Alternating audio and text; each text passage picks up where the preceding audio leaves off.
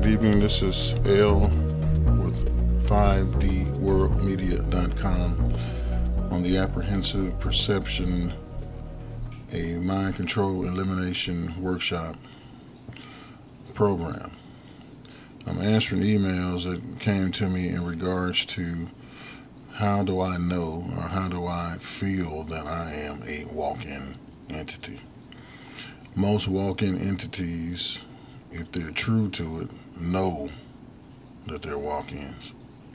There has been an experience in their life that they only have experienced, that they can only, and it's very difficult for us to express it, other than flat out telling you that at 2 to 3 years old, standing in front of my mother, talking to her, or she talking to me, and then I realized that I was older. My perception had changed, and there was a physical or a internal look or an internal experience of my view. When I say view, now you got to talk and come from the perspective of you viewing the world from your eyes, right? Because there's no imagery in your head, right? There's no couch in your head, right? There's no building in your head, but that's a image of the world that you see through your eyes, that your eyes give back to your brain, which is very miraculous, very, very outstanding and interesting. Just the concept of that alone, that one thing. But to find yourself standing in front of someone and you see your whole world go blank and then come back online, it's like you close your eyes and open them, but your eyes are open. And you've seen it close and you know it closing, but when it came back, my perceptions were different. My memory was now being recorded, and I could remember from that point forward. I don't remember ever being with my mom and dad. I don't ever remember them being married. I don't remember them being together. I don't remember us ever living together. I don't remember anything like that. It's always been this red brick building as far as my memory go back, and all kind of outstanding and very strange things happened to me at that place. And speaking with my mom, like I said before, she says that I was 2 to 3 years old. Now, 2 to 3 years old and have that type of memory and that logic behind it. Not that you can't have memory, but the logic behind it. You don't go back, oh, I remember this, that, and I had some candy and all this. No, I actually stopped and realized that something had changed and realized that I was older, although I physically was not older. I mentally was older. So that became the walk-in, because what happens is with walk-in spirits or entities, it's a couple of things that can happen. One, it can be an agreed upon thing to happen, or it can be a takeover, okay, which you call possessions. And then we have what we call walk-ins. And then you have entities that are vampires that drain your life force from your aura. Okay, and then you have those people who are around you who are vampires who drain from your aura and your physical contact, meaning that some of them actually touch you and drain you. Some of them just stand in your aura and drain you. Some are three-dimensional beings, which are beings that you can physically touch and see, and then there's dimensional beings that you cannot see, and some that you can see, but they're not in physical form. Even a cloud is physical. It's a third-dimensional thing. It's like smoke, mist, dust, you know what I mean? So those things are physical, but we're talking about non-physical beings, beings that we would call invisible. And they're not invisible, they're just invisible for your light perspective or your eyes perspective. You can't see them because you don't have the eyes to see them. And you can use your third eye, which is your spiritual, and your kundalini. You have to get into a different state of mind, which is induced by other things. All right, whether it's chemical induced, meaning street chemicals or some type of hallucinogenic, or you actually can tap into your own third eye and your own spiritual realm and access that information from the ether. But to be a walk-in spirit or walk-in entity, you have to be very much aware that you are. Then you have to look back over your life and see the outstanding things that have happened. Outstanding doesn't necessarily mean good. It just means the things that you remember that were outstanding enough for you to remember them today. You know, you don't have to be ran over by a car or given $1,000 bill. It could be simply as you walking and a bird crapped down your shirt, and you just bought your brand new shirt, and your new girl was with you, or your new guy, and you thought you were cute, or you thought you was, cat daddy, and the shit hit you in the neck and messed up your whole thing. You remember that one for a long time. Why? Because it was embarrassing. All right. So the same thing with things like this. They're not embarrassing, but they're outstanding to the point that you remember, and no one else knows this but you.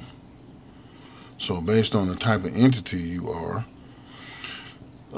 is how it works. Now, a lot of the walk-ins choose to use bodies that are already older because they don't want to experience the childhood experience again. Some don't mind that. Some actually want to come in when someone is sick and take over the body and recharge their bodies and use that body.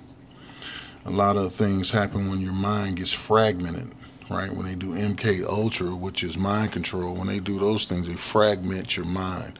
And they fragment your mind with pain, terrible experiences. And you try to store those things away so you don't remember those, or you don't want to constantly be thinking about them all the time, so you store them away. And when you store those away, that residue from that control mechanism is stored with it. So all it needs is a certain cue, and it will return. Just like when someone says that they are off drugs or off drinking or whatever it is that they're calling themselves not doing, not eating any McDonald's or whatever. If you say, I'm 6 months sober, okay, that means you're counting. I mean, subconsciously, you're still thinking about it. Either you stopped drinking or you didn't. It's about as simple as that. You can't go off there. The last time I had a drink was last month and then you got to go back to that experience. So that puts you back in that place, which means it opens up those cues and all the feelings that are associated with it. So if you're having some type of issues that you want to get away from, it's not good to go back and count how many days it was since the last episode. Just let it go. Deal with it and then let it go. And it's easy to say, I know, been hard to do, and we all have issues that we have to deal with, but that's the truth. So, being a walk-in spirit or entity only means that I'm aware of a change.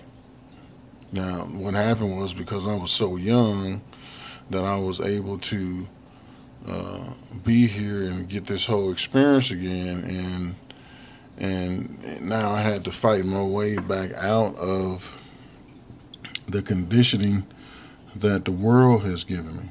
And the world is anything outside of yourself. You see, most of the time we get indoctrinated with things based on our family. And it starts with your parents. And then from your parents, it gets to your grandparents, and then your aunts and uncles, and then your brothers and sisters, and so on and so forth. All these people will influence you first. And then you go out into the world where you start school, and then you start dealing with the world at that point, or daycare or whatever. But once you go outside of your nucleus, now the world is going to now start influencing you. All right, and then you are not surrounded with knowledge of the spirit realm. They teach you about religions, they teach you about schools, they teach you about, the things like that. And all those things have its place, and it's fine, But the point is that many of us that are walk-ins, we don't forget. We just don't have the material or the blueprint to understand it, because 9 times out of 10, everyone around you don't understand it. Okay? And they don't even know.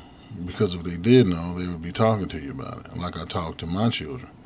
I tell them about these different things that I've experienced, from encounters with other beings, other life forms and life forces, uh, seeing things, being involved in things, and it gets pretty hair raising only because of the main thing that we have to bat down, which is fear.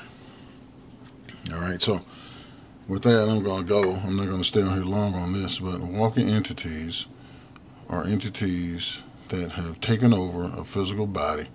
Doesn't mean you possess, doesn't mean it's bad. What it means is that there are entities such as I that come in and out of different bodies when we choose to do so.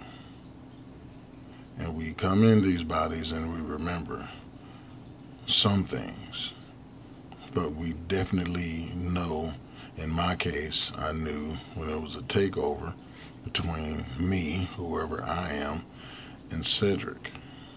All right, Cedric was the preoccupying individual that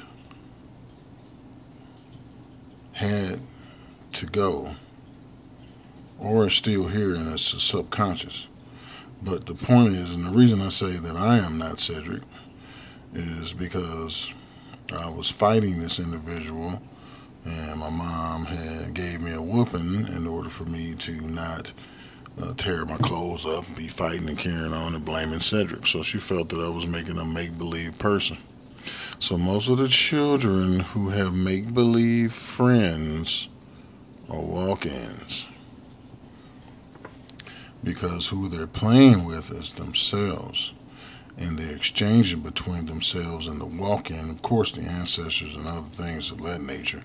I mean, one of my children actually played with reptilians here at the house. Talked about green and purple and red tails, and that one of the reptilians tried to bite him or nicked him or something because he was not nice and the other ones was nice. You see, when we hear things like that, we need to be aware of that, what exactly that is. In any case,